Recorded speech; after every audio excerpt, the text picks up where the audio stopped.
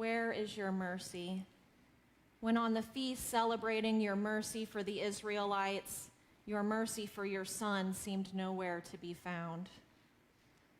Lord, where was your mercy when Jesus' family, the men he called brothers, betrayed and deserted him? Lord, where was your mercy when your son was tried as guilty even when proven innocent? Lord, where was your mercy when he was mocked, beaten, spit on, and whipped until he could barely stand? Lord, where was your mercy when the priests, whose job it was to remind your people of mercy, cast Judas aside when he needed your mercy the most? Lord, where was your mercy when those in power abused it or washed their hands of the part they played in this injustice? Lord, where was your mercy when Jesus was left to feel the pain and humiliation of being crucified, naked, covered by nothing but his own blood and the crown of thorns they placed on his head? Lord, where was your mercy when with his final breath he called out to you, my God, why have you forsaken me? Lord, where is your mercy now when 2,000 years later the brutality, betrayal, violence seem to be left unchanged? And the Lord said to me, my child, my mercy is there. Like a golden thread woven into a wild and beautiful tapestry, my mercy shines for those who have the eyes to see it.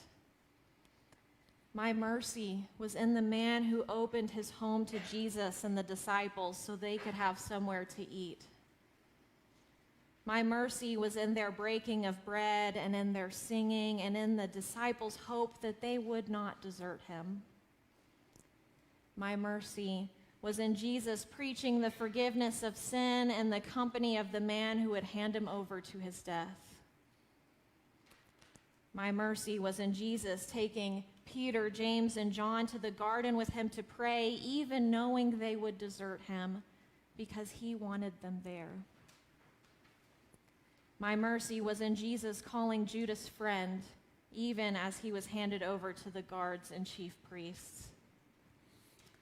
My mercy was in the dream of Pilate's wife and her courage to speak up for Jesus' innocence.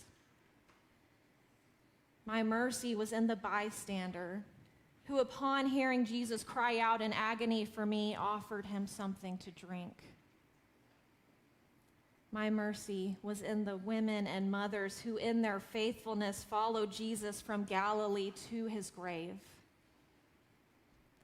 My mercy was in Joseph of Arimathea, the man who cared for my son's body after his death and laid him in the tomb he had bought for himself. My mercy was and is to come in raising my son in 3 days and preparing a way for you 2,000 years later to know the feeling of being forgiven. That is my mercy. As for the state of the world as you know it, my mercy is there too, shining for those with the eyes to see it. It is a golden thread woven through the world, waiting to be seen in the parts that make you want to turn your gaze. But see, like those who cared for Jesus in his final hours, they were my mercy. For even when you cannot see it, that may be when my thread of mercy is you.